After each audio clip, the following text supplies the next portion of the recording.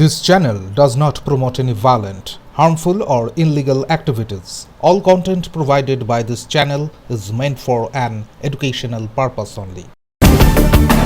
সাত সকালে ঢোল করতালের বাজনায় বাড়ি বাড়ি গিয়ে জগন্নাথ ধামের প্রসাদ বিলি করলেন তৃণমূল মুখপাত্র কুণাল ঘোষ ও ২৮ নম্বর ওয়ার্ডের কাউন্সিলর আয়ন চক্রবর্তী।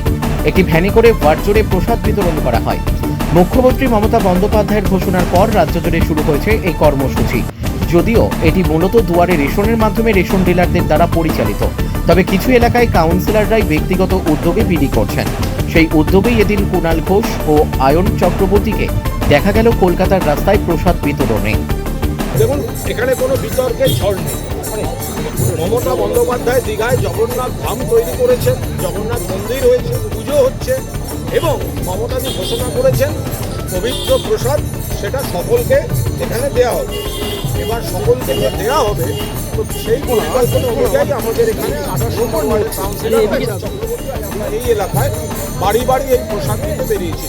যারা প্রসাদ নিয়ে বিতর্ক করতে চাইছেন বা যিনি বা যারা এই বিজেপি, দেখুন তৃণমূলের সঙ্গে লড়াই করতে করতে ভগবানের সঙ্গে লড়াই করতে যাচ্ছে, জগন্নাথদেরকে অপমান করে বসছে।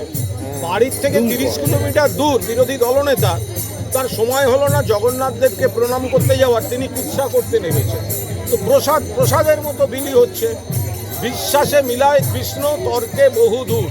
আপনি যখন ভগবানকে ফুল দেন, আপনি কি সে দেখতে যান যে ফুল কোন চাষির বাগানে তৈরি হয়েছে, সেই চাষি হিন্দু না মুসলমান না খ্রিস্টান? আপনি যখন দুর্গাপুজোয় অষ্টমীতে অঞ্জলি দেন নতুন জামা পরে, আপনি দেখতে যান মুসলমান দর্জি তৈরি করেছে না হিন্দু দর্জি তৈরি করেছে? ভগবানের কাছে যেটা প্রসাদ হিসেবে পড়ছে, ভগবানের স্পর্শে সেটা প্রসাদ। মানুষ দু হাত তুলে নিচ্ছেন এবং জগন্নাথদেব তাদের আশীর্বাদ করছেন। যে বা যারা গুটি কয় ব্যক্তি, তারা তৃণমূলের সঙ্গে রাজনৈতিক লড়াই করতে গিয়ে জগন্নাথদেবের সঙ্গে লড়াই করছেন,